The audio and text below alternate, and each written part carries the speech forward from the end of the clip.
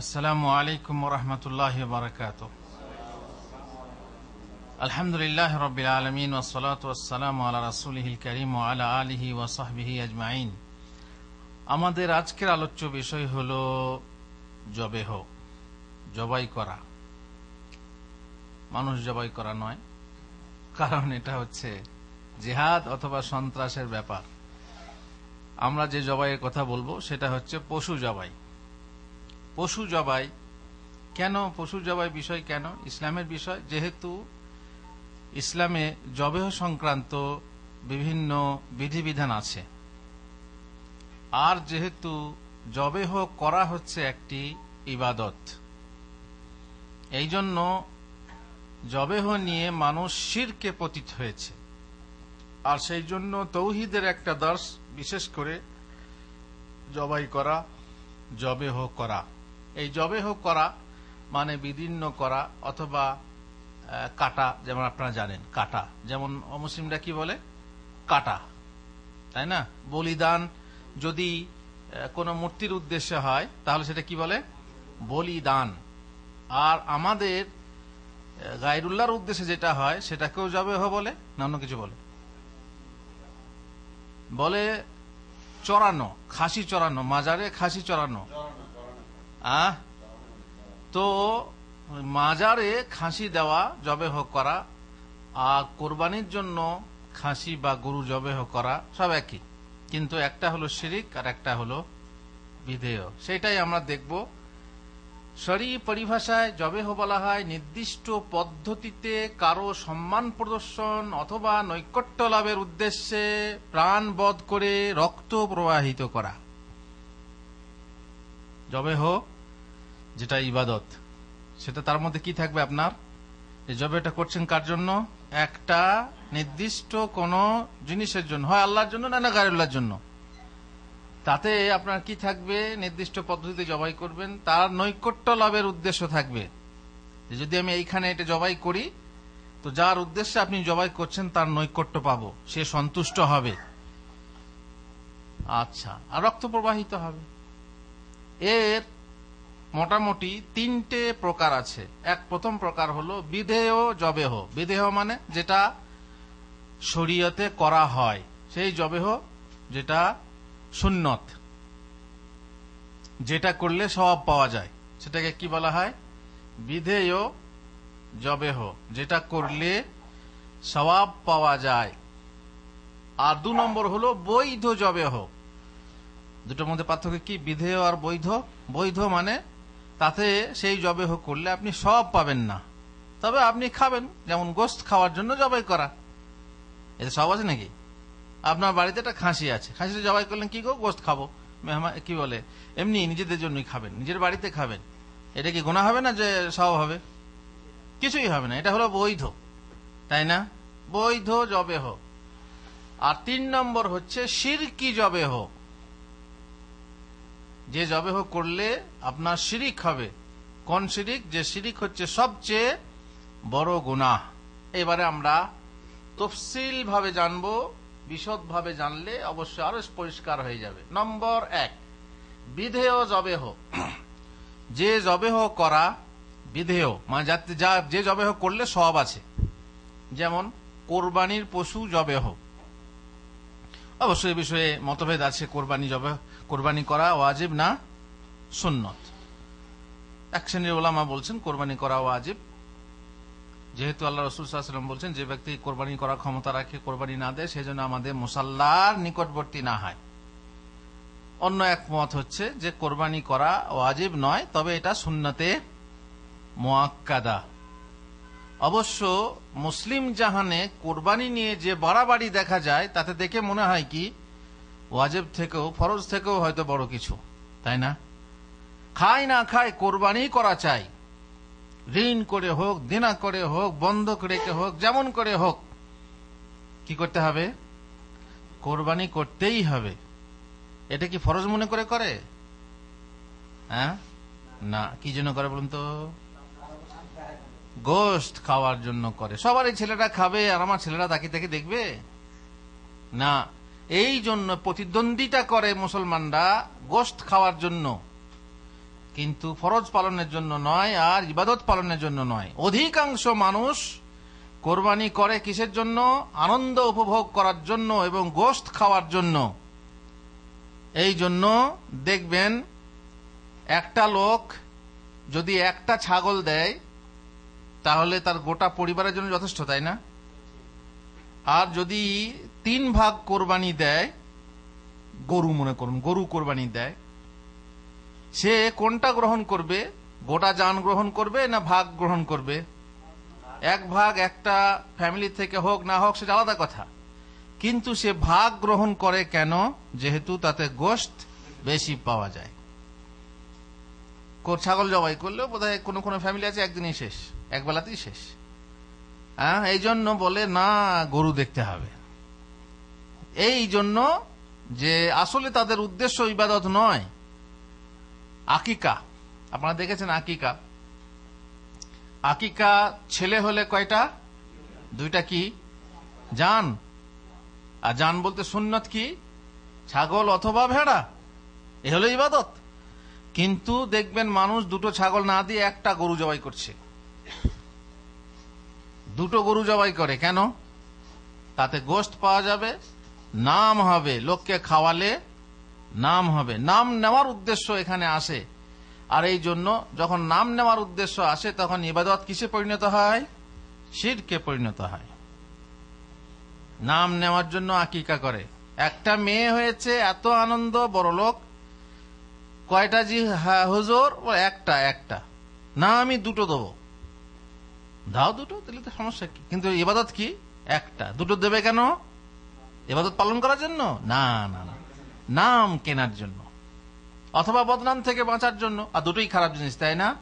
আপনার ইবাদতকে নষ্ট করে দেয়। যেমন যেমন ওই যে পাশের পচা আলু আর একটা আলুকে নষ্ট করে দেয়, ইত্যাদি ইত্যাদি। পচা আপেল আর একটা ভালো আপেলকে নষ্ট করে দেয়, ইত্যাদি। গরমে ডিম নষ্ট হয়ে যায়। যাই হোক, কি হলো তাহলে? কোরবানির পশু জবেহ করা, এতে কি আছে? সওয়াব আছে। এটা বিদেহ, মোট কথা, চাহে ওয়াজিব হোক চাহে সুন্নতে মুআক্কাদা, যাই হবে হোক। নম্বর 2, আল্লাহর উদ্দেশ্যে নজর মানা পশু জবেহ করা। নজর একটা ইবাদত, না? নজর মানা আসছে, আমাদের আসবে কোন সময় দার্সে।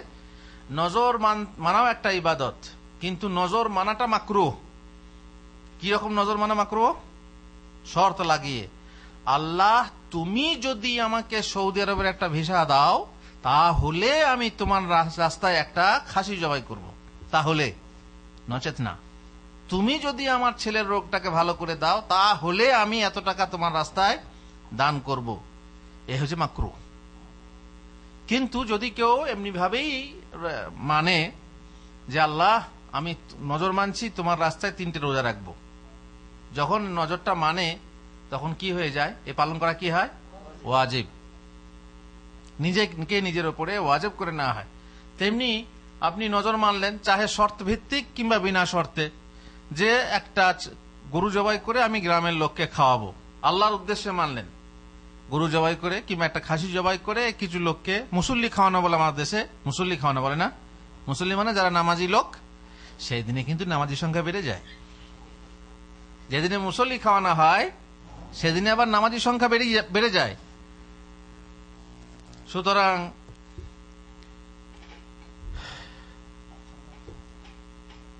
মুসল্লি খাওয়ানো এটা আল্লাহর উদ্দেশ্যে, আর আল্লাহর উদ্দেশ্যে জবেহ করা এটা হচ্ছে কি? সওয়াবের জন্য। এটা হচ্ছে সওয়াব হবে। নজর মানা পশু জবেহ করা এটাও হচ্ছে বিধেয়। 3 নম্বর হচ্ছে হজের হাদি। হজের যে কোরবানি, এটাকে হাদি বলে, এটা জবেহ করা, এটাও হচ্ছে সওয়াবের কাজ। শিশুর আকিকার কথা বলছিলাম, শিশুর আকিকা জবেহ করা এটাও হচ্ছে সওয়াবের কাজ, এটাও সুন্নতে মুআক্কাদা, অনেকে বলছে ওয়াজিব, যাই হোক। 6 নম্বর হচ্ছে আল্লাহর নৈকট্য লাভের উদ্দেশ্যে সাদকা স্বরূপ পশু জবেহ করা। এমনি আর কি, আল্লাহর নৈকট্যের জন্য আপনি সাদকা দেবেন আল্লাহর রাস্তায়, দান করবেন গোশত, তাহলে সেটাও হবে সওয়াবের কাজ। 7 নম্বর পশু মেহমানের খাতির করতে পশু জবেহ করা। আপনার বাড়িতে মেহমান এসছে, তার খাতির করা দরকার। মেহমানের খাতির করা ওয়াজিব, তাই না? মেহমানকে যথাসাধ্য আপনাকে কি করতে হবে? খাতির করতে হবে, সম্মান করতে হবে, তাকে ভালো খাওয়াতে হবে। এ নয় যে যাতে যা পারবো না ধার করে না, তা না। তাতে স্বতঃস্ফূর্ত ভাবে অপচয় করা যাবে না। আপনার যতটা ক্ষমতা নেই ততটা আপনি দেখাবেন, তা না। আপনার শাক আনতে নুন জোটে না আর আপনি গল্পে দই মারবেন বা দইয়ের কথা বলবেন। দেখেছেন অনেক মানুষ এরকম, এমনি ভাত খাওয়াবে, ভাতের পর দই খাওয়াবে, শুধু ভাত জোটে না, ভাতে নুন জোটে না, তার উপরে দই। যাই হোক, এরকম কোনো বাড়তি জিনিস না, যতটা ক্ষমতা আছে সেই ক্ষমতার ভিতরে আপনি মাছ মাংস মেহমানকে খাওয়াবেন। তাহলে এই জন্য যদি গরু জবাই তো লাগবে না, হতে পারে গরু জবাই তো মেহমান বলতে আবার বদযাত্রীর মেহমান যদি হয় তো কয়েকটা গরু লাগবে। এই ডাকাত মেহমান বলে এদেরকে। এই বদযাত্রীর মেহমান হচ্ছে ডাকাত মেহমান, একদিকে মেহমান একদিকে ডাকাত, তাই না, জোর করে আসে। এই মেহমানের জন্য আপনার তাদের মান সম্মান, নিজের মান সম্মান বজায় রাখতে জবেহ করতে হয়, মেহমানের খাতির করতে জবেহ করতে হয়। সেটা হচ্ছে কি সওয়াবের কাজ, ঠিক আছে। আর নিজেদের খাওয়ার জন্য জবেহ করা কি বললাম, এটা সওয়াবও নেই গুনাহও নেই। বেশ, দ্বিতীয় প্রকার জবেহ যেটা বললাম সেটা বৈধ জবেহ। যেমন মাংস বিক্রির জন্য কসাইয়ের পশু জবাই করা। কসাই সে ডেলি 2, 3, 4, 5 করে জবাই করে, মাংস বিক্রি করে, এটা কি গুনাহ হবে? অনেকে মনে করে যে কসাইয়ের কাজ ঠিক না। দেখো, কসাই যখন মরে না তখন গরু গাঙ্গার মতো গাঙ্গায়, হ্যাঁ, কাজটা খারাপ না, এই কাজ খারাপ না, গুনার কাজ না। পশু জবাই করা যদি উদ্দেশ্য নিয়ে হয় মাংস বিক্রি করার জন্য পশু জবাই করা, এটা খারাপ না, গুনার কাজ না, এটা হচ্ছে বৈধ, না তাতে গুনাহ আছে আর না সওয়াব আছে। 2 নম্বর হচ্ছে নিজেদের মাংস খাওয়ার জন্য, এ হচ্ছে বৈধ জবেহ। তৃতীয় প্রকার জবেহ যেটা শিরকি জবেহ, যে জবেহ করলে শিরিক হয়। যেমন মূর্তির উদ্দেশ্যে পশু বলিদান করা, অমুসলিমরা যারা করে মূর্তির সামনে বলিদান দেয়, এটা হচ্ছে শিরিক। নম্বর 2, জিনের উদ্দেশ্যে পশু জবেহ করা। কোন জিনের উদ্দেশ্যে পশু, মনে করুন আপনার বাড়িতে কাউকে জিন পেয়েছে, ছাড়তেই চায় না, ওঝা এলো বলে হ্যাঁ জিন ছুটে যাবে, ও বলতে হচ্ছে পায়রা জবাই করতে হবে, মুরগি জবাই করতে হবে, কিংবা খাসি জবাই করতে হবে। এই জবেহে শয়তান কি হয়, খুশ হয়, তারপরে সে রোগীকে ছেড়ে চলে যায়।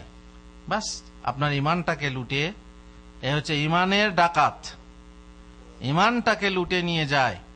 আপনি জিনের জন্য পায়রা জবাই করলেন বা কবুতর জবাই করলেন বা মুরগি জবাই করলেন বা অন্য কিছু জবাই করলেন, আপনার ইমানটাকে লুটে নিয়ে গেল, আপনার রোগীকে মুক্তি দিয়ে গেল।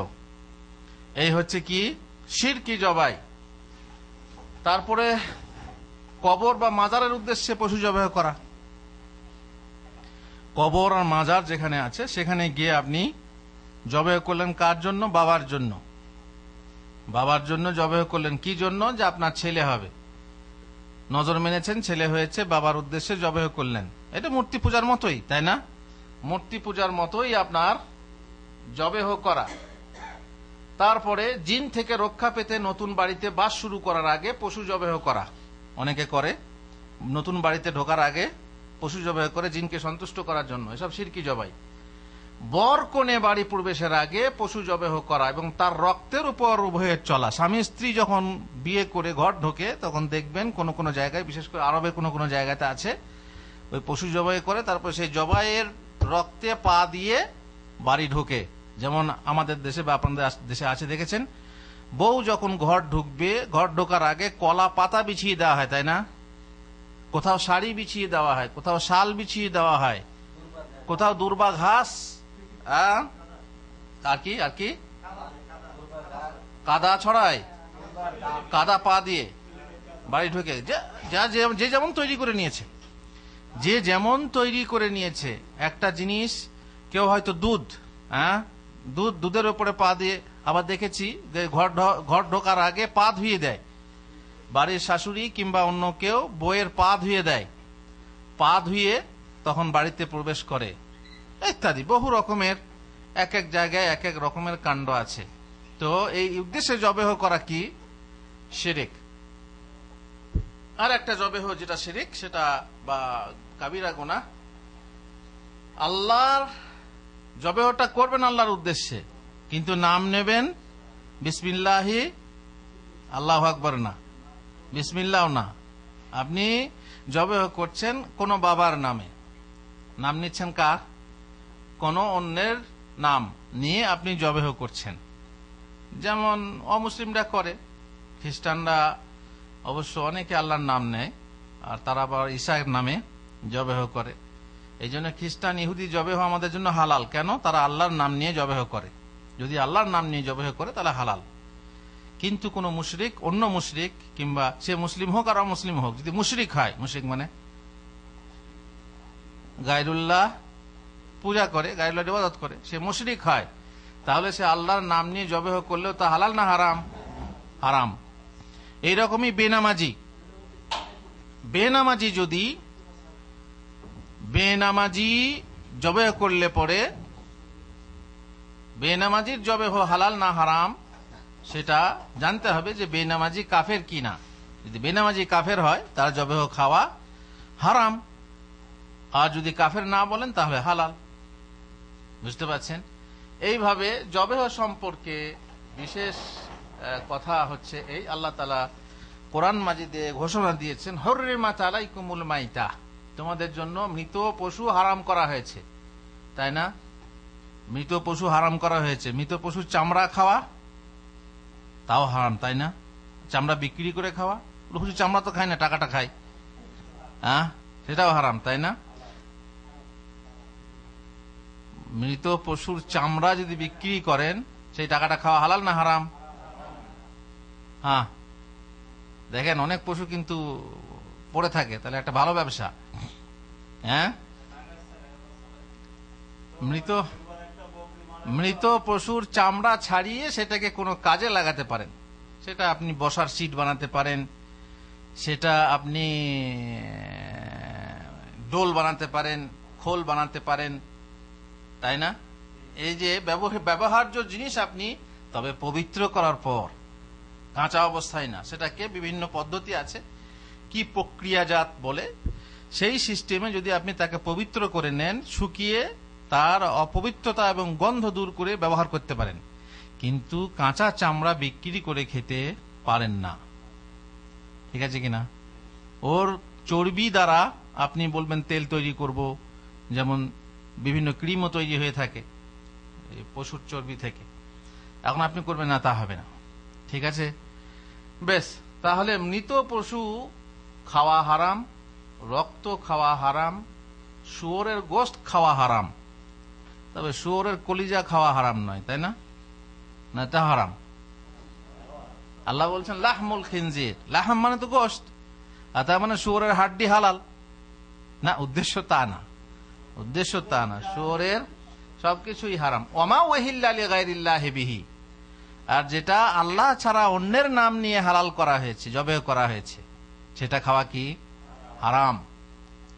তারপরে আরো আল মাকুযা ওয়াল মুতারাদ্দিয়া নাতিহা ওয়া মা কালা সাবু ইল্লা মা যাক্কাইতুম ওয়া মা যুবিহা আলান নুসুব, আর যা মূর্তি পূজা বেদির উপরে জবেহ করা হয়েছে, যেমন মূর্তি পূজার বেদি মানে যেখানে মূর্তি থাকে তার সামনে গিয়ে জবাই করলেন, মাজারের সামনে গিয়ে জবাই করলেন। হ্যাঁ, তোমরা মূর্তি আর মাজারকে এক করে দিলে, এ ওয়াহাবিরা। আল্লাহ তাআলা কোরআনে তো মূর্তি পূজার কথা বলেছে, মাজারের কথা কোথায় বলেছেন? তো আমাদেরকে বোঝাও মাজার আর মূর্তির মধ্যে পার্থক্য কি। এটা হচ্ছে দরগা আর ওটা হচ্ছে দুর্গা। তোমাদের মূর্তি থাকে মাটির নিচে, ওদের মূর্তি থাকে মাটির উপরে, এতটুকুই পার্থক্য। এছাড়া আর অন্য কিছু পার্থক্য তো নেই। শিরিকি, তাই না? জবেহ করছো কার উদ্দেশ্যে? আল্লাহর উদ্দেশ্যে না, মূর্তির উদ্দেশ্যে করছো, আর তোমরা করছো মাটির নিচের মূর্তির উদ্দেশ্যে। তোমরা বলে হ্যাঁ ওরা কাফের, এই মুসলিম, আল্লাহর ওলি, তাতে সমস্যা নেই। সমস্যা হচ্ছে গায়রুল্লাহ, চাহে সে আল্লাহর ওলি হোক আর চাহে কাফের কেউ হোক। মোট কথা, যদি মূর্তি পূজার বেদির উপরে জবেহ করা হয়, যদিও আল্লাহর নাম নিয়ে জবেহ করা হয়, তবুও তা হালাল না। ওই যে একটা লোক নজর মেনেছিল যে বোয়ানা নামক জায়গাতে আমি উট কোরবানি করব, বাস নজর মেনে দিয়েছে এইভাবেই। আর নজরে আপনি যেটা উল্লেখ করবেন সেটাই আপনাকে করতে হবে যদি ক্ষমতায় থাকে। এখন বোয়ানা নামক জায়গায় বলছি, ইয়া রাসূলুল্লাহ, আমি নজর মেনেছি বোয়ানা নামক জায়গায় আমি উট কোরবানি করব বা উট জবেহ করব। রাসূলুল্লাহ সাল্লাল্লাহু আলাইহি ওয়াসাল্লাম বলেন, কেন, ওখানে কি ব্যাপার? তা ঠিক আছে, ওখানে কি জাহিলি যুগের কোনো মেলা বসতো? ওখানে কি কোনো মূর্তি পূজা হতো? তো বলে না, এসব কিছু নেই। যাও তুমি তোমার নজর পুরা করো বা পালন করো। বোঝা গেল কি, যদি ওখানে জাহিলি যুগের কোনো মেলা লাগতো, কোনো উরস হতো, কিংবা ওখানে মূর্তি পূজা হতো, তাহলে সেই মূর্তি পূজার জায়গাতে আল্লাহর নাম নিয়ে নজর পুরা করলেও, আল্লাহর নামের নজর জবেহ করলেও জায়েজ নয়, যেহেতু সেখানে গায়রুল্লাহর গন্ধ আছে। আর গায়রুল্লাহর যেখানে পূজা হয় সেখানেই শয়তান আছে না? শয়তান আসলে গায়রুল্লাহর পূজা হয়, কিন্তু এই পূজাটা কে নেয়? শয়তান নেয়। আড়াল থেকে শয়তান পূজা নেয়, সেজদা করে মানুষে, তাই না? রথ ভাবে আমি দেব, পথ ভাবে আমি, মূর্তি ভাবে আমি দেব, যেই ভাবুক না কেন, শয়তান ওখানে থাকে, শয়তান বলে আমিই হচ্ছি দেব। তখন ও বসে বসে সেজদা নেয়, প্রণিপাত নেয়, প্রণাম নেয় ইত্যাদি। বাস এই হলো কথা। তাহলে বোঝা গেল কি, যে এই শ্রেণীর জবেহ সব শিরিক। সার কথা হলো, জবেহ এক প্রকার আল্লাহর ইবাদত, তা গায়রুল্লাহর উদ্দেশ্যে নিবেদন করা শিরিক। আচ্ছা, একটা কথা পরিষ্কার আপনাদেরকে বলে দিই, অনেকে বুঝতে পারেন না। আল্লাহর নামে জবেহ করা কি ইবাদত, আর গায়রুল্লাহর নামে জবেহ করা কি শিরিক। তাহলে হুজুর আমরা যে 7 জন কোরবানি, 7 জনের নামে কোরবানি দিই, এটা শিরিক হবে না? 7 জনের নামে মানে 7 জনের পক্ষ থেকে। 7 জনের নাম নিয়ে দেওয়া মানে এটা নয় যে আল্লাহর নাম বাদ দিয়ে 7 জনের নাম দিয়ে জবাই করছি, তারা 7 জনের পক্ষ থেকে, এটা বলা হয় 7 জনের নামে দেওয়া। হ্যাঁ, কোরবানি দিলে, হ্যাঁ কার নামে? মায়ের নামে কোরবানি দিলাম। তো মায়ের নামে মানে কি? মায়ের সন্তুষ্টির উদ্দেশ্যের জন্য, না মায়ের তরফ থেকে? যদি মায়ের নামে হয় তাহলে ওদের মায়ের নামের বলিদানের মতো হয়ে যাবে, তাই না? মায়ের নামে পাড়া বলিদান হবে না, হয় না? তেমনি আপনার হয়ে যাবে, কিন্তু উদ্দেশ্য তো মায়ের সন্তুষ্টি না, উদ্দেশ্য মায়ের পক্ষ থেকে আল্লাহর সন্তুষ্টি। পার্থক্য বুঝলেন? অনেকে প্রশ্ন করে আল্লাহর নামে জবেহ করা ইবাদত, গায়রুল্লাহর নামে শিরিক, তাহলে তো আমরা অমুকের নামে দিই, সেটা শিরিক না? তা না। আর আল্লাহর উদ্দেশ্যে জবেহ করা আর মেহমানের উদ্দেশ্যে জবেহ করা দুটো কি এক? না, দুটো এক না। মাজারের উদ্দেশ্যে আর মেহমানের উদ্দেশ্যে জবেহ করা দুটো কি এক? না। মেহমানকে সন্তুষ্ট করা মানে তার খাতির করে, তার খাতির করা, এটা এক আলাদা জিনিস। আর আমরা সেটা মেহমান খাই ও গোশত খাই, তাই না? আর যেটা মাজারে জবেহ করা হয়, বাবা খায় নাকি? হ্যাঁ, বাবা খায়। অনেকে দেখবেন যারা নজর মেনে থাকে, আপনারা দেখেছেন, আপনাদের আমাদের এত ভিডিও তো দেখিয়েছি, আপনারা দেখেছেন যে কিছু লোক আছে তারা সরাসরি মাজারে মানে গোটা পশু, মুরগি ইত্যাদি দেয় না, তারা বাড়ি থেকে নিয়ে যায় একরকম পিকনিক। নজরও থাকে বাবার মাজারে, ওটাকে কি বলে জানি না, যারা তারা করে তারা জানে। তো তারা করে কি, মাজারের পাশে পুকুর আছে, মুরগি জবাই হবে কিংবা খাসি জবাই হবে, দিয়ে একটা থালা বা প্লেট সাজানো হবে, তাতে মুরগির গোশত ইত্যাদি থাকবে। থেকে মহিলা ওই পানিতে ডুবে, যাকে বলা হয় গোসল করা, গোসল করে ভিজে কাপড়ে এইভাবে মাথায় নিয়ে লাইন দিয়েছে, কোথায় দেবে? মাজারে দেবে, বাবা খাবে। বাবাকে খায় নাকি? আমি দেখেছি এইভাবে নেয় আর এইভাবে ফেলে দেয়। বাকি যারা মেলাতে বেড়াতে যায় তারা খায়, মাজারের যারা ভক্ত তারা পরে খায়। এই মহিলা ভিজে কাপড়ে, আর ভিজে কাপড়ের মহিলা আপনি কেমন লাগে আপনারা জানেন। এ নিয়ে মোগল যুগের বাদশাদের কত কাণ্ড আছে। ভিজে কাপড়ে গঙ্গা থেকে স্নান করে আসছিল হিন্দু মহিলা, তারপরে কত রকম নাটকে যাত্রায় দেখিয়ে মুসলমানদের বদনাম করে। এই ভিজে কাপড়ের মহিলা এইভাবে মাজারের সামনে, বাবার সামনে গিয়ে জানি না এটা কি বলে, কি পেশ করে, তারপরে আবার ওরা কি নেয়? ধুলফুল নেয়, তবরুক নেয়। এগুলো শিরিক না? আপনি কাকে সন্তুষ্ট করার জন্য এই খাবার খাওয়াচ্ছেন? বাবা খায় না, কিন্তু মেহমান খায়। তাহলে মেহমান জন্য করা আর বাবার জন্য করা দুটো আলাদা জিনিস। সুতরাং গায়রুল্লাহর নামে যদি ইবাদত জবেহ করেন কিংবা উদ্দেশ্যে জবেহ করেন, সেটা শিরিক হবে। আল্লাহ তাআলা বলছেন, কুল ইন্না সালাতি ওয়া নুসুকি ওয়া মাহইয়ায়া ওয়া মামাতি লিল্লাহি রাব্বিল আলামিন লা শারীকা লাহ। আমার নামাজ, আমার কোরবানি, আমার জীবন মরণ কার জন্য? আল্লাহর জন্য। লা শারীকা লাহ, তাতে কোনো শরীক নেই, কোনো শরীক নেই। এই জন্যই অন্যের জন্য, অন্যের উদ্দেশ্যে জবেহ করা, কোরবানি করা হচ্ছে শিরক ও হারাম। গায়রুল্লাহর জন্য জবেহ শিরকে আকবার বলে গণ্য এবং তার কর্তা হচ্ছে অভিশপ্ত। শিরকে আকবর, যে গায়রুল্লাহ নামে জবেহ করবে সে হবে, বা গায়রুল্লাহর উদ্দেশ্যে জবেহ করবে সে হবে মুশরিক, আর সে অভিশপ্ত। কেন? রাসূলুল্লাহ সাল্লাল্লাহু আলাইহি ওয়াসাল্লাম বলেছেন, লাআনাল্লাহু মান যাবাহা লিগায়রিল্লাহ, আল্লাহ তাকে অভিশাপ করুন, বা সে অভিশপ্ত, আল্লাহর কাছে সে অভিশপ্ত। আল্লাহ তাকে অভিশাপ করেছেন, বা আল্লাহ তাকে অভিশাপ করুন, বদদুয়া। কে? যে আল্লাহ ছাড়া অন্যের জন্য জবেহ করে, গায়রুল্লাহর জন্য জবেহ করে। সুতরাং এই হলো আজকের দার্স, যে জবেহ তিন প্রকার। এক প্রকার হলো বিধেয়, যাতে সওয়াব আছে। এক প্রকার হলো শিরিক, যা সবচেয়ে বড় গুনাহ। আর এক প্রকার হচ্ছে বৈধ, তাতে সওয়াবও নেই আর গুনাহও নেই। আল্লাহ তাআলা আমাদেরকে তৌফিক দেন যেন আমরা সঠিক রূপে জবেহ নামক এই ইবাদত পালন করতে পারি, আর উম্মতে মুসলিমাকেও আল্লাহ তাআলা সুমতি দেন। যারা অধিকাংশ মানুষ, বহু সংখ্যক মানুষ এই জবেহ কার জন্য করে? গায়রুল্লাহর জন্য করে। বছরে তারা ওরসের নামে মাজারের গিয়ে সেখানে কি করে? পশু জবেহ করে, অথবা বলিদান করে, অথবা সেটাকে উৎসর্গ করে। এ হচ্ছে শিরক। আর এই অধিকাংশ মানুষ শিরকে আকবরে ফেঁসে আছে। আল্লাহুল মুস্তাআন। এই শিরক বাদ দিয়ে আপনি কিভাবে ইসলাম প্রতিষ্ঠা করবেন, আর কিভাবে ইসলামকে আপনি সমাজে প্রতিষ্ঠা করবেন? নিজের মধ্যে তো হয়তো আপনি করলেন, কিন্তু সমাজের মধ্যে কিভাবে প্রতিষ্ঠা করবেন এটা ভেবে দেখা দরকার। আল্লাহ তাআলা আমাদেরকে তৌফিক দেন। ওয়া সাল্লাল্লাহু আলা নবিয়িনা মুহাম্মদ ওয়া আলা আলিহি ওয়া সাহবিহি আজমাইন।